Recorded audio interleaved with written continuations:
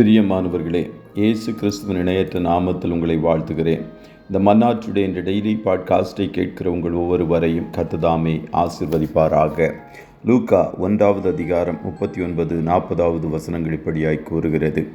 அந்நாட்களில் மரியாள் எழுந்து மலைநாட்டிலே யூதேயாவில் உள்ள ஒரு பட்டணத்திற்கு தீவிரமாய் போய் சகரியாவின் வீட்டிற்குள் பிரவேசித்து எலிசபெத்தை வாழ்த்தினாள் என்பதாக.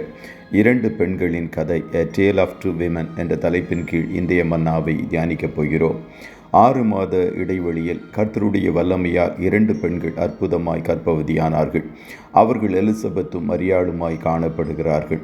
சாராள் ஆகாரை போலவும், லேயாள் ராகேலை போலவும், நகோமி ரூத்தை போலவும், தெபோராள் யாகேலை போலவும் எலிசபெத்தும் மரியாளும் வேதத்தில் முக்கியமான பாத்திரங்களாய் கருதப்படுகிறார்கள். இவர்களில் எலிசபெத்து வயோதிபஸ்திரி, மரியாளோ இளம் கன்னிகை.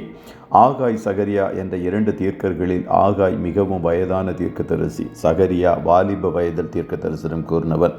இவர்கள் இருவருக்கும் சுமார் 70 வயது வித்தியாசம் காணப்படக்கூடும். ஆனால் 2 பேரும் ஒரே காலகட்டத்தில் தீர்க்க தரிசனம் உரைத்து ஆலயம் கட்டினவர்களை உற்சாகப்படுத்தினார்கள். ஆண்டவருக்கு தன்னுடைய சித்தத்தை நிறைவேற்ற வயோதிபர்களும் வாலிபர்களும் வேண்டும்.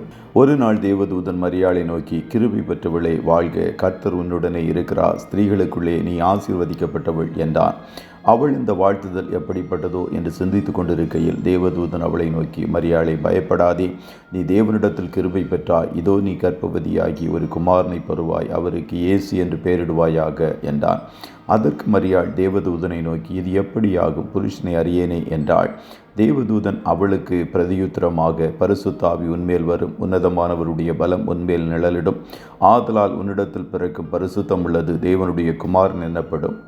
இதோ உனக்கு இனத்தாளாயிருக்கிற எலிசபெத்தும் தன் முதிர் வயதிலே ஒரு புத்திரனை கர்ப்பம் தரித்திருக்கிறாள், மலடி எண்ணப்பட்ட அவளுக்கு இது 6ஆம் மாதம் என்றான். உடனே சுமார் 100 மைல் தொலைவில் காணப்பட்ட எலிசபெத்தை சந்திக்கும்படிக்கு மரியாள் புறப்பட்டு சென்று அவள் வீட்டில் பிரவேசித்து அவளை வாழ்த்தினாள். இந்த வாழ்த்துதலின் சத்தத்தை எலிசபெத்து கேட்டவுடனே அவள் வயிற்றிலிருந்து பிள்ளை துள்ளிற்று. அவன் தான் பின்னாட்களில் இயேசுவின் ஊழியத்திற்கு வழியை ஆயத்தம் பண்ணின யோவானாய் காணப்படுகிறான். உடனே எலிசபெத்தும் பரிசுத்த ஆவியினால் நிறைந்து உரத்த சத்தமாய், ஸ்திரீகளுக்குள்ளே நீ ஆசீர்வதிக்கப்பட்டவள், உன் கர்ப்பத்தின் கனியும் ஆசீர்வதிக்கப்பட்டது, விசுவாசித்தவளே பாக்கியவதி, கர்த்தராலே அவளுக்கு சொல்லப்பட்டவை நிறைவேறும் என்றாள். மரியாளும் ஆவியில் களிகூர்ந்து தேவனை மகிமைப்படுத்தினாள். அவர்கள் இருவரும் ஒருவரை ஒருவர் சந்தித்தது அவர்களுக்கு ஆறுதலாகவும் ஆழமான நட்பில் வளரவும் கர்த்தருடைய காரியங்களில் தங்களை முழுவதுமாய் அர்ப்பணித்து வாழவும் உதவியாய் இருந்தது. கர்த்தருடைய பிள்ளைகளே, இந்த பண்டிகை நாட்களில் ஒருவரை ஒருவர் வாழ்த்துவதற்கு பழகி கொள்ளுங்கள். நம்மை காட்டிலும் மற்றவர்கள் நன்கு காரியங்களை செய்யும் போதும் வாழ்ந்திருக்கும் போதும் அவர்களை வாழ்த்தி உற்சாகப்படுத்துங்கள். ஊழியத்தில் இளையவர்களை ஏற்றுக்கொண்டு அவர்களை உற்சாகப்படுத்த அவர்கள் வளர்ச்சியில் மகிழுங்கள்.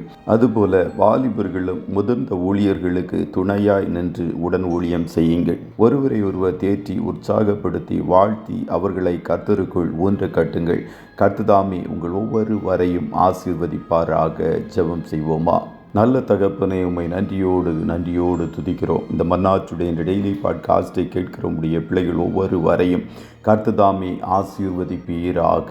அப்பா, இந்த பண்டிகை காலத்தில் உம்முடைய பிள்ளைகளாகிய நாங்கள் ஒருவரை ஒருவர் வாழ்த்தவும் ஒருவருக்கொருவர் உற்சாகப்படுத்தவும் வேண்டிய கிருபைகளை பரத்திலிருந்து கர்த்தர் நீர் தருவீராக. அப்படி அவர்கள் செய்யும்போது மரியாள் கிருபை பெற்றவளாய் மாறினது போல, யாகேல் ஸ்திரீகளுக்குள் ஆசீர்வதிக்கப்பட்டவளாய் காணப்பட்டது போல உம்முடைய பிள்ளைகளையும் வாழ்ந்திருக்கும்படி நீர் செய்வீரே, அதற்காய் நன்றி. இன்றைய தினம் உம்முடைய பிள்ளைகள் கையிட்டு செய்கிற எல்லா வேலைகளையும் கர்த்தர் ஆசீர்வதியும். போக்கிலும் வரத்திலும் கர்த்தர் நீர் உடனிருப்பீராக. தடைகள் எல்லாவற்றையும் மாற்றி போடும். இவர்கள் ஒவ்வொருவரையும் கர்த்தர் வாழ்ந்திருக்கும்படி செய்வீராக. நன்மையானவைகளை பேசுகிற இயேசுவின் இரத்தத்துக்குள்ளாய் ஒவ்வொருவரையும் கொடுத்து வாழ்த்தி ஜெபிக்கிறோம் நல்ல பிதாவே. ஆமென்.